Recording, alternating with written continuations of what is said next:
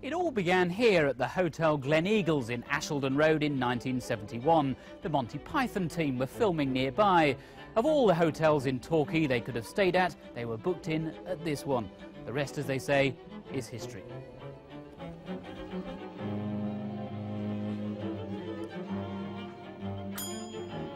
The owner at the time was a chap called Donald Sinclair, who was an ex-naval commander, a peppery little man, not 6'6" like Cleese was, but the opposite, in fact, a small man, but very peppery and very correct, and didn't like hotel guests. Would have been a wonderful job if it wasn't for the guests. Richard Saunders remembers trying to order a drink from Mr. Sinclair while staying at the Gleneagles on a family holiday. I walked up to the bar, which was a fairly long bar, about 15 feet long then, at the end of the room.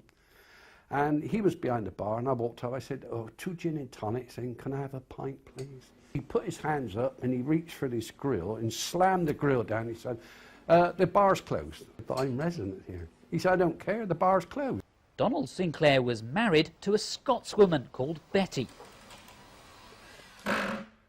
Betty tried to keep the peace to the extent when she went out shopping, she would sometimes lock him in the flat upstairs and say to the staff, "Now don't let him out, he's only going to upset you."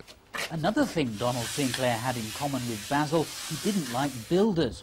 Fred Tribe, who did regular building work for the Sinclairs, recalls Donald's reaction when a colleague accidentally set fire to a tree in the hotel grounds. He said, "Look at my tree." He got very annoyed and he dropped down on his knees, and in the end he was beating the gravel with his hand, saying, "You damn builders, what have you done, look?" And with that, he was all upset. With that, out came his wife and said, "Donald, darling, what are you doing down there?" And he still went on about these blasted builders. Donald Sinclair died in 1981.